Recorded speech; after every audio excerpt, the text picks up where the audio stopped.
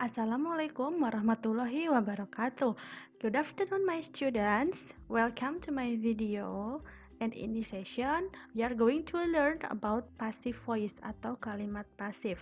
But before that, as your presence atau sebagai tanda kehadiran kalian, silahkan kalian tuliskan nama dan kelas kalian masing-masing di kolom komentar di bawah ya. So let's get started to the passive voice video.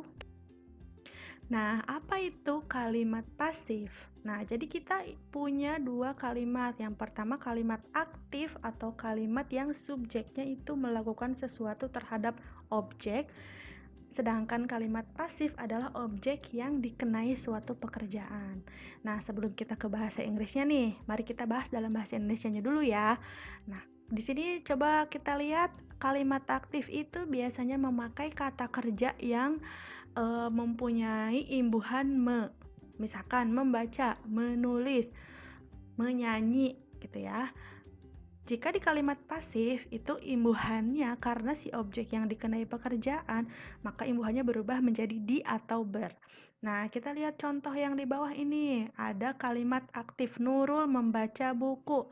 Nurul adalah sebagai subjek, membaca adalah sebagai verb atau kata kerja, sedangkan buku adalah objek.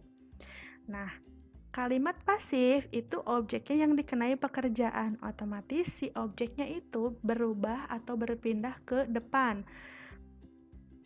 Subjek menjadi objek dan objek menjadi subjek. Nah, maka kalimat pasifnya adalah buku dibaca oleh Nurul. Si buku yang dikenai pekerjaan ya oleh si Nurul. Seperti itu. Nanti kita lihat contoh yang lengkapnya ya setelah ini.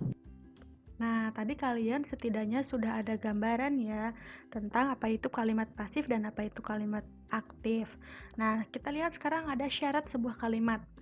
Satu buah kalimat itu harus mengandung setidaknya satu subjek dan satu predikat atau kata kerja ya. Subjek itu pelaku dan predikat itu kata kerja. Nah, tapi untuk kalimat pasif yaitu kalimatnya harus ada objeknya. Contohnya gini ya. Ani opens the door gitu ya. Di sini ada Ani sebagai subjek. Opens di sini ini adalah sebagai verb ya, atau dalam bahasa Indonesia itu predikat gitu. Kalau dalam bahasa Inggris verb, dan the door adalah objek. Nah, ini bisa dirubah ke kalimat pasif. Nah, kita lihat kalimat yang bawahnya ada she sleep early. Apakah kalimat ini memenuhi untuk sebuah kalimat? Ya, memenuhi karena sudah ada subjek dan ada verb atau predikat. Tetapi setelah predikat tersebut tidak ada objek, tetapi ada adverb atau keterangan ya. Nah, jadi apakah kalimat yang kedua ini bisa dirubah menjadi pasif? Jawabannya tidak bisa, karena kalimat pasif adalah kalimat yang harus ada objeknya, seperti itu. Nah, sekarang kita bahas tentang formula atau rumus yang digunakan dalam kalimat pasif. Nah, perlu kalian catat bahwa object in active is the subject in passive. Objek di dalam kalimat aktif adalah subjek di dalam kalimat pasif. Yang tadi Ibu bilang bahwa subjek itu berpindah kedudukannya menjadi objek di belakang dan objeknya itu berubah kedudukannya menjadi di depan sebagai subjeknya. Ya. Nah, sekarang kita lihat formulanya dulu ya, rumusnya dulu. Ada subjek plus verb plus objek. Itu jika kita rubah ke bentuk pasif menjadi objek plus be plus verb 3. Nah, perlu kalian catat juga bahwa di dalam kalimat pasif itu semuanya menggunakan be and verb 3. Menggunakan verb 3 ya. Pernah belajar kan tentang verb 1, verb 2, dan verb 3. Lalu ditambahin by dan ditambahin subjek. Yang tadi O-nya menjadi subjek di depan, sedangkan S-nya itu menjadi di posisi belakang. Seperti itu ya. Nah, kita langsung ke kalimat yang pertama ya. Nah, di sini kita akan membahas tentang tenses present dan past aja dulu. Sebenarnya semua tenses itu ada kalimat pasifnya, tapi Ibu ingin kalian mengerti dasarnya dulu, karena kalau sudah tahu dasarnya di kalimat present dan di kalimat past, nanti kesananya bisa sendiri ya. Lalu kita lihat ke kalimat yang pertama, ada Ani opens the door. sebelum kalian bisa merubah ke kalimat pasif, tentunya kalian harus bisa menganalisis dulu ya, mana subjeknya, mana verbnya, dan mana objeknya. Nah, di sini sudah jelas ya, ada Ani sebagai subjek, open sebagai verb, dan the door adalah sebagai objek. Ani membuka pintu. Nah, kita rubah ke kalimat pasif ya.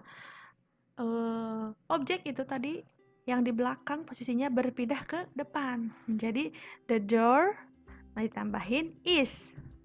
Dari mana is ini? Is ini kita dapat dari to be yang digunakan dalam tenses present. Jika I itu menggunakan am, lalu you, we, they itu menggunakan are, dan he, she, it itu menggunakan is. Karena the door di sini adalah kata benda, maka kata gantinya adalah it. Maka to be-nya menggunakan is. Jadi the door is opened. Open itu dari kata open. Di sini kan verb 1.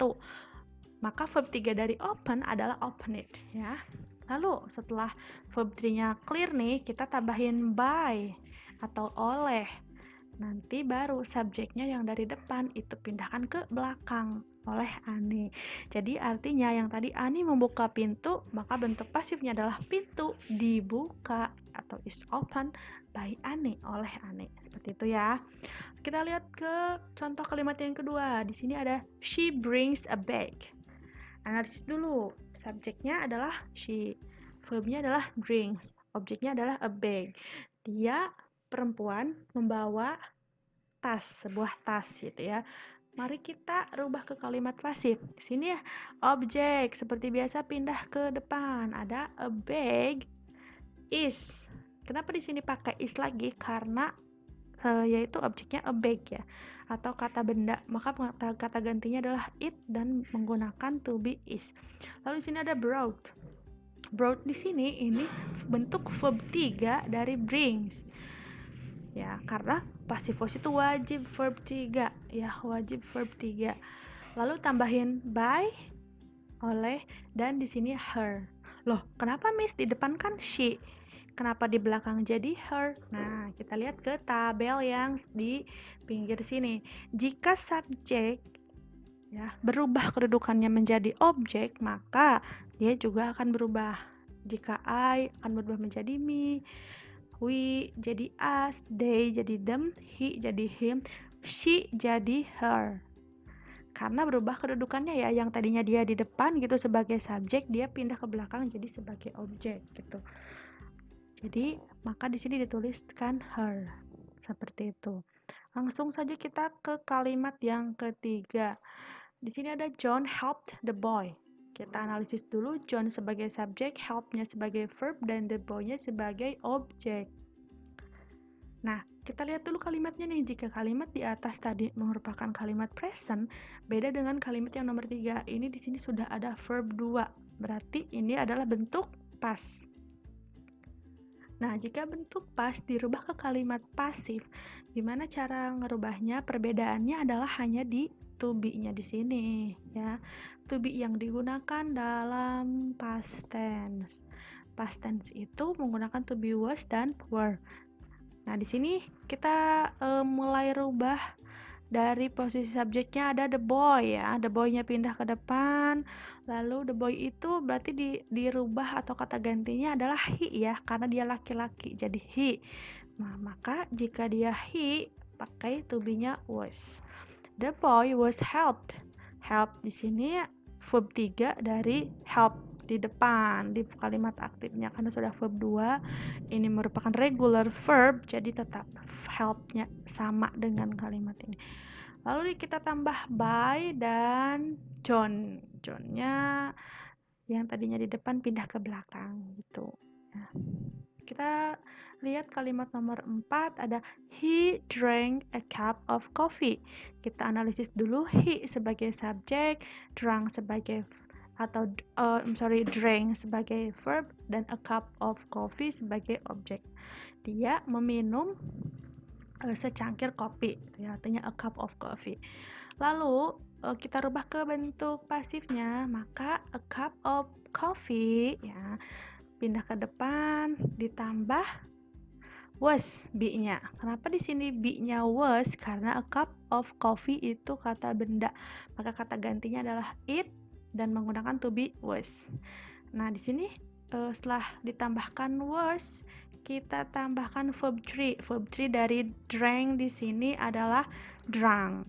Verb satunya apa? Drink ya. Verb satunya drink, verb 2-nya drank, verb 3-nya drunk gitu. By him. Him di sini dari he ya. Jika dia di posisi subjek, nah he. Tapi karena dia berubah menjadi posisi objek di belakang nih, jadi objek, maka dia berubah menjadi him. Ya, he jadi him. Seperti itu. Nah, perlu kalian ingat ya bahwa penggunaan to be yang tepat itu bukan berdasarkan subjek yang di kalimat aktif ya, tetapi subjek yang sudah di kalimat pasif. Di sini bisa diputuskan menggunakan was karena subjeknya yaitu tadi a cup of coffee. Maka a cup of coffee itu kata gantinya it dan memakai was gitu ya. Nah, di sini juga pakai was di sini tergantung oleh objek atau objek yang telah berubah kedudukannya menjadi subjek, the boy di sini, maka penggunaan to be-nya yaitu was karena the boy itu kata gantinya adalah he, seperti itu ya. Jadi penggunaan to be-nya itu tergantung dari subjek yang sudah dibentuk pasif, yaitu objek yang telah berubah kedudukannya menjadi subjek, seperti itu. Nah, setelah kalian tadi melihat contoh bagaimana cara mengubah kalimat aktif ke pasif, nah sekarang Miss punya exercise atau latihan buat kalian. Ada 8 nomor di sini, silahkan kalian rubah ke kalimat pasif dan jangan lupa dianalisis dulu ya, mana subjek, mana verb, dan mana objeknya. Dikerjakan seperti ini, ditandai subjek, verb, dan objeknya, lalu setelah itu dirubah ke bentuk pasifnya bagaimana, oke? Nah, nanti Miss juga akan share ya foto dari exercise ini biar kalian nanti mencatatnya gampang gitu, nggak dari video. Nah, jangan lupa materi yang tadi dicatat ya di buku masing-masing. Setelah itu nanti exercise-nya kumpulkan di Google Classroom, oke? So, thank you for your attention. Thank you for watching this video. Good luck and Assalamualaikum warahmatullahi wabarakatuh.